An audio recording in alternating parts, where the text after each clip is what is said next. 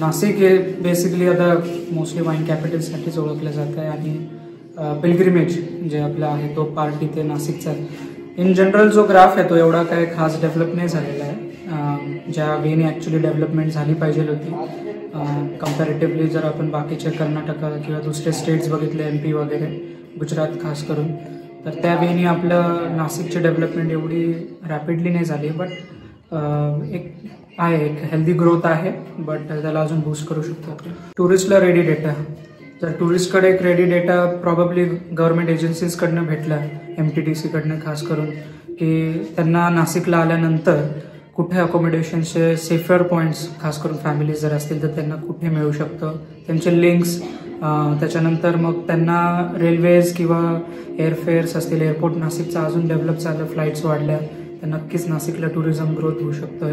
आणि अशा बऱ्याचशा टुरिस्ट डेस्टिनेशन्स आहेत जे प्रॉबेबली लोकांना माहीत नाही आहे, इवन लोकल नाशिकाईट्सला सुद्धा माहीत नसावे। तर असे काही पॉईंट्स आहेत जे गव्हर्नमेंटनी ॲज अ प्रमोट केलं तर बाहेरच्या टुरिस्टसाठी आणि इनबाउंड जो इंटरनॅशनल टुरिस्ट आहे तर तिथे, कारण की MTDC ही मुंबई आपली मोठं कॅपिटल सिटी आहे जिथे सगळ्याच कंट्रीजचे एम्बसीज असतील, मग आयदर ते युरोपियन एम्बसीज असो किंवा मग एशियनमधले चायना, जपानचे एम्बसीज असतील। तर हे जे लोक आहेत आपल्यापर्यंत इनबाउंड कस्टमर नाशिकपर्यंत कसा पोहोचवता येईल आणि एक वेगवेगळ्या पॉकेटच्या कस्टमरला, टुरिस्टला वेगवेगळे ठिकाण राहण्याची माहिती असायला पाहिजे, तिथे येण्याचे डिरेक्शन्स माहिती असले पाहिजे, त्यांना येण्यासाठी जी सवय असतील, आयदर बाय रोड असेल, बाय रेल असेल किंवा बाय फ्लाईट असेल, तर त्याची माहिती ही कॉमनली अवेलेबल पाहिजे, डेटा हा टुरिस्टकडे अवेलेबल पाहिजे।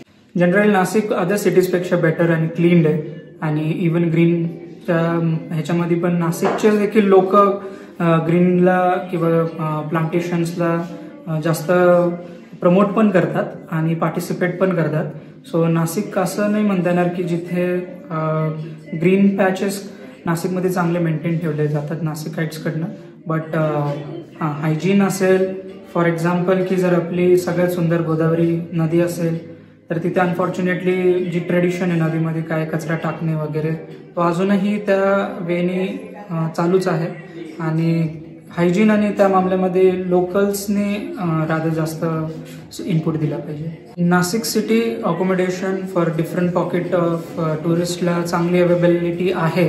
विंचूर जर आमच्याकडे म्हटलं, नाशिक सिटी सोडलं तर सबब्समध्ये जर गेलो तर राहण्याची काही सुविधा नाही आहे, म्हणजे इवन 2 टायर सिटीजमध्ये तरी ॲटलीस्ट चांगली व्यवस्था पाहिजे। फॉर एक्झाम्पल निफाड हे नाशिकपासून 40 किलोमीटर्सवर आहे, तालुका प्लेस असूनही तिथे राहण्याची व्यवस्था नाही आहे। येवला हा पैठणी साडीसाठी चांगला मोठा हब मानला जातो, तिथे देखील राहण्याची व्यवस्था नाही। त्याच्यानंतर आपण चांदवडला देवीसाठी येतात लोक, नाही राहण्याची व्यवस्था।